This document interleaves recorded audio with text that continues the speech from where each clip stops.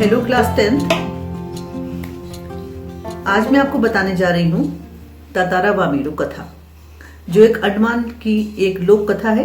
उससे पहले आइए डिस्कस कर लेते हैं उनके लेखक लीलाधर मंडलोई के विषय में। लीलाधर मंडलोई का जन्म हुआ था 1954 में, जन्माष्टमी के दिन छिंदवाड़ा जिले के एक छोटे से गांव में। उनकी शिक्षा रायपुर और भोपाल में हुई। उनके माता पिता भी वहीं पर कार्य किया करते थे। उच्च शिक्षा के लिए वो इंग्लैंड गए और उसके बाद वो यहाँ पर दूरदर्शन के महानिदेशक पद पर भी कार्यरत रहे। उन्हें कई सारे पुरस्कारों से सम्मानित किया गया। जो ये आपकी प्रस्तुत कहानी है ततारा वामीरो कथा, ये अंडमान की एक पारंपरिक प्रेम कथा है, जिसमें दो लोगों के विषय में बताया गया है, ततारा नामक युवक और वामीरो नामक युवती के विषय में।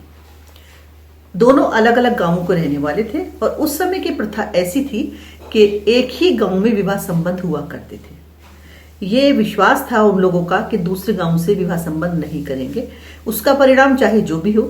इस कहानी में उसका परिणाम बहुत बुरा हुआ है। अब मैं आपको कहानी को बताने जा रही हूँ। वहां का लोक विश्वास है कि अंडमान और निकोबार पहले आपस में जुड़े हुए थे। वो एक सुंदर जगह थी और वहां पर दो गांव थे, लपाती और पासा। लपाती में रहती थी वामीरो और पासा में रहता था ततारा। दोनों अलग अलग गांवों में रहने वाले थे। ततारा के विषय में अगर बात करें तो वो एक सुंदर युवक था। एक लकड़ी की तलवार उसकी कमर में हमेशा लटकी रहती थी।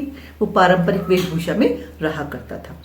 वो एक ऐसा युवक था जो हर समय सबकी सहायता के लिए तैयार रहता था। वो एक अच्छा युवक था, लेकिन दूसरे गांव से संबंध रखता था। ततारा वामीरो की बात करें तो वो एक सुंदर युवती थी जिसका गला बहुत ही सुरीला था। कहानी का जो प्रारंभ है वो इस प्रकार से है कि एक बार काम से थकने के बाद जो ततारा है वो समुद्र के किनारे चला गया। वहां पर जाकर उसने देखा कि एक सुंदर युवती अपनी धुन में मग्न एक अच्छा सा गाना गा रही है। वो उसको निहारता रहा।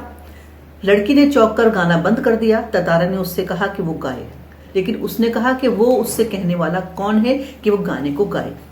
इसके बाद वो अपने घर की तरफ आने लगी। ततारा ने उससे कहा कि वो उससे मिलने दोबारा से फिर आए। लड़की ने सोचा आएगी या नहीं आएगी ये उसको पता नहीं था। वो घर चली गई, लेकिन घर जाने के बाद वो पूरे समय ततारा के विषय में ही सोचती रही कि वो जाएगी या नहीं जाएगी।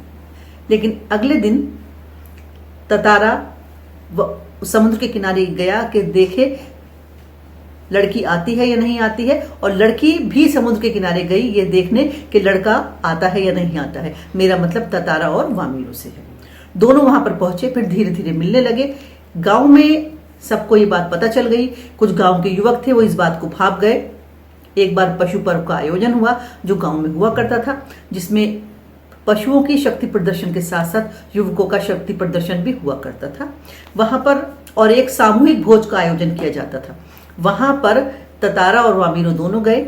वामीरो की माँ भी वहीं पर थी। ये दोनों कहीं छुप कर बात कर रहे थे। वामीरो छुपी खड़ी थी। उसकी माँ ने ततारा को देख लिया और उस पर बहुत नाराज होने लगी। उसकी बहुत ही उसने इंसल्ट की।